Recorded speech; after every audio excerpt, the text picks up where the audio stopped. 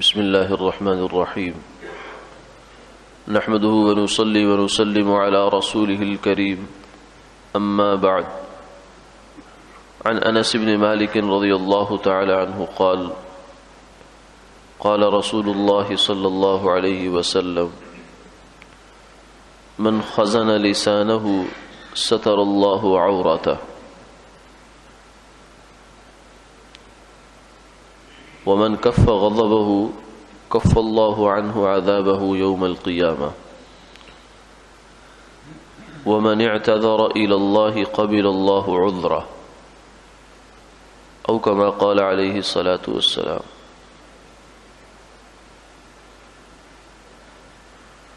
انس بن مالک رضی اللہ تعالی عنہ سے مروی ہے کہ رسول اللہ صلی اللہ علیہ وسلم نے یہ ارشاد فرمایا کہ جو بندہ اپنی زبان کی حفاظت کرتا ہے اللہ اس کی پردہ پوشی فرماتے ہیں، اور جو بندہ اپنے غصے کو روکتا ہے اللہ قیامت والے دن اپنا عذاب اس سے روک لیں گے، اور جو بندہ اللہ کے سامنے عذر پیش کرتا ہے اللہ اس کے عذر کو قبول فرما لیتے ہیں۔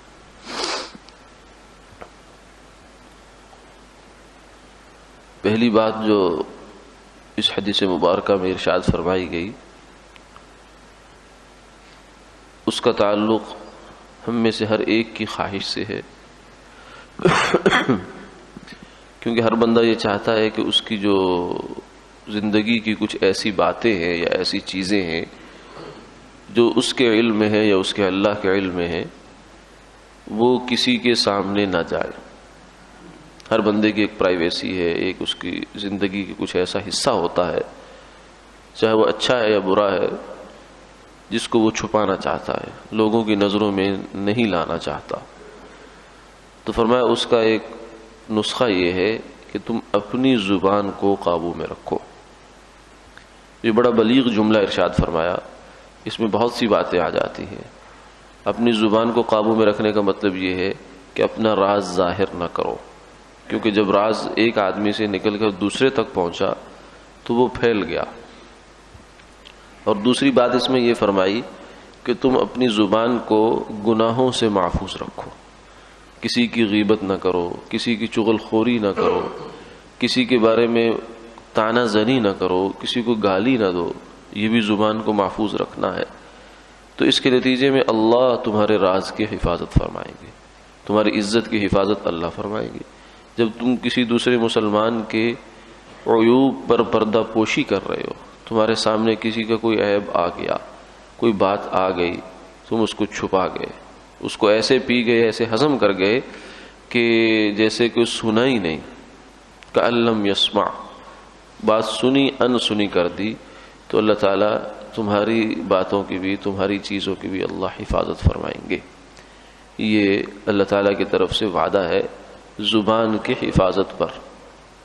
اور دوسری چیز یہ فرمائی کہ جو بندہ اپنے غصے کو قابو کرتا ہے اللہ قیامت والے دن اپنا عذاب اس سے ہٹا لیں گے۔ غصہ عام طور سے بجا ہی آتا ہے، کبھی بیجا بھی آ جاتا ہے، یعنی بیجا اس طریقے سے کہ جتنا جرم ہے اس سے زیادہ غصہ آ گیا، جتنی شکایت ہے اس سے زیادہ سزا دے دی، زیادہ غصہ آ گیا تو یہ بیجا ہو گیا۔ یا کبھی جو ہے وہ بالکل بجا آتا ہے، لیکن اگر انسان اپنے غصے پر قابو پا لے تو قیامت والے دن اللہ تعالیٰ اس سے اپنا عذاب ہٹائیں گے۔ حالانکہ اللہ کا عذاب بیجا نہیں ہو سکتا، وہ بجا ہے۔ ہمارے نامہ اعمال میں ایسے گناہ ہو سکتے ہیں وہ جن کی وجہ سے ہم عذاب کے مستحق ہوں گے، لیکن اس وجہ سے کہ اللہ فرمائیں گے اس نے میری مخلوق پر غصہ نہیں کیا، جب اس کو غصہ آیا اس نے قابو کر لیا اپنے غصے کو۔ تو غصے کا آنا برا نہیں ہے، بلکہ غصے میں کسی پر ظلم اور زیادتی کرنا یہ برا ہے۔ غصہ تو انسان کی فطرت ہے، اس کو تو ہم ختم نہیں کر سکتے، ہاں اس کو قابو کرنا ہے، غصے کو قابو کرنا سکھایا، غصے کو ختم کرنا نہیں۔ تو اس لیے جو بندہ یہ کام کرتا ہے اللہ تعالیٰ قیامت والے دن اس سے عذاب ہٹا لیں گے۔ تو اس سے بڑی کیا بات ہے کہ آدمی ایک غصے کا گھونٹ یہاں پی لے عادت بنا لے تو اللہ قیامت والے دن اگر اس کی جہنم سے خلاصی دے دیں تو سودا بہت سستا ہے۔ تیسری چیز یہ فرمائی کہ جو بندہ اللہ کے حضور عذر رکھتا ہے، یعنی گناہ ہو گیا،